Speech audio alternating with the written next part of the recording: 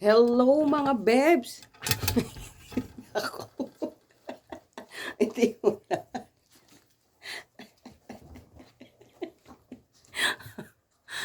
Hello mga bebs! Sorry sa magugulo at magbibideo nga kami dahil dito sa lumalabas na viral. Pichi! Ay, hindi ko bibigyan. Hindi ko bibigyan. Ay. Teka muna! Behave! Dahil dito nga sa viral na lumalabas about doon sa restaurant diyan sa May Tagaytay, doon sa kanyang aso na hindi napapasok sa dito na about nga doon mga beb sa viral na lumalabas ngayon about doon sa pet na hindi na pinapasok sa restaurant. So ito naman ibibigay ko sa inyo ang aking point of view about that post no dun sa social media, because I'm a pet lover, no doubt, no?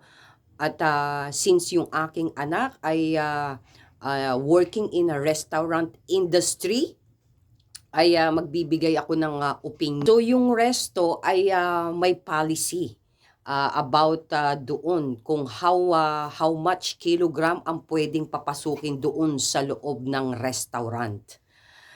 And then nag-trigger talaga yung master owner ng pet dahil nga doon na naitanong kung anong breed ng aso niya. So para sa akin, merong sinusunod na policy ang restaurant na yon. Kaya lang, kasi ang nakakapagpa-trigger doon dahil siyempre ang ating mga pets ay itinuturing natin kasama sa pamilya. Bilang yan as a family. Kaya nga pag pumasok ka doon sa restaurant, hindi ka basta-basta ilalagay kung saan mo gustong pumwesto o umupo. Dahil merong designated area talaga ang mga pet lovers na gusto nilang kasama sa kanilang dining area ang kanilang mga pets. Kaya lang, syempre, meron ding mga guests na masiselan, lalo na yung merong mga allergy pagdating sa kanilang mga pets. Kasi hindi mo naman maiiwasan na ang mga pets natin ay biglang magkakamot. So once na nagkamot yan, ang kanyang feather dust, umaano yan, nagfo-floating yan sa air. At pwedeng liparin ng hangin at pumunta doon sa iyong bulalo. Kala mo hibla pa rin ang onion leeks kung puti yung aso mo. Akala mo onion leeks yun, hindi mo pala alam balahibo na. So kaya kailangan meron silang designated area.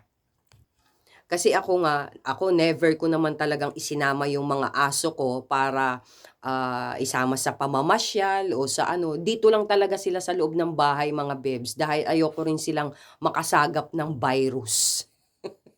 Lalo na yung mga tapak-tapak sa kung saan-saan, ipapasyal mo, palalakarin mo.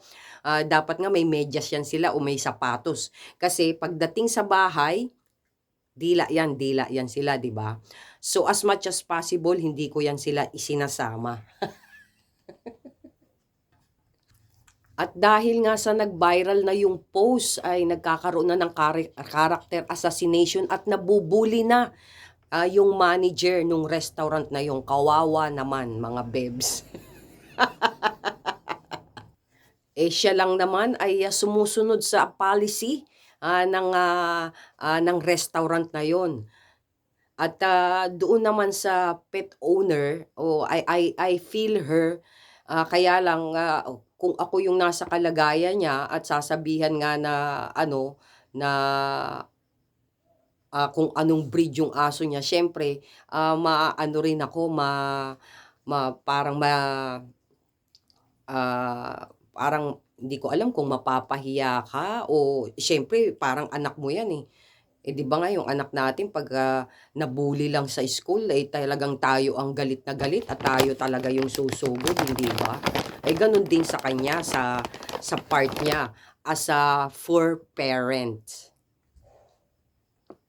So, kung para sa akin yon, I'll just walk away. Kung hindi puwede kasi ako, abiding citizen ako. 'Pag sinabi sa'king hindi puwede, hindi ko na ipagpipilitan. Dahil, meron nga silang, sinusunod, na patakaran. So, hindi na tayo pupuwedeng, talo pa. May tanong tayo pero hindi makikipagtalo. Pero 'wag mahiyang magtanong. 'Wag mahiyang magtanong, 'di ba gano'n 'yun. So, if ever na hindi puwede, edi hindi puwede, gano'n lang 'yun. Kaya lang, nag-viral na ng nag-viral, meron na marami na ring, siyempre yung mga pet lover talagang, ah, sasagot at sasagot sila doon sa comments ano, oh. Kaya so, kayo ano, hindi pupuwede? Ah? Oh, dapat siguro niyan ay kausapin na si Mayor katulad nung nangyari noong kay Boy Dila na kailangan na ay makialam na si Mayor diyaan sa Tagaytay, para ma-stop na yang, ano na yan, yang, maraming, comments na hindi magaganda lalo na doon sa manager, kawawa naman. Ay sumusunod lang naman siya sa patakaran. Nabuklat tuloy ang mga, recent na, yung nabuklat tuloy yung mga past pa na mga post noon dun sa restaurant na yun ano. So hindi maganda 'no. Kumbaga, isa lang yung, naging, problema, lumaki na ng lumaki at, dumami na ng dumami ang mga kung ano-ano nga mga bad comments, ano. Kawawa naman si manager. Nagtatrabaho lang naman at, sumusunod sa mga procedure sa restaurant. Ako mareklamo rin ako mga bebs pero, siguro magrereklamo ako if ever na yung pinuntahan kong restaurant ay ang specialty ay manok tapos wala kayong tindang manok. Siguro doon ako galit na galit 'no. Kasi kain na kain ka ng manok tapos pagdating mo dun wala silang available na manok. Tapos gutom na gutom ka. So, yun lang mga bebs at, mapagpalang, Martes sa inyong lahat at sumainyo ang kapayapaan at ang pagpapala ng Diyos. Hopefully matigil na yung mga comments doon 'no, at, marami na ring, nasasaktan sa mga comments na 'yan. So, good vibes, bye-bye. Thank you for watching. Mwah.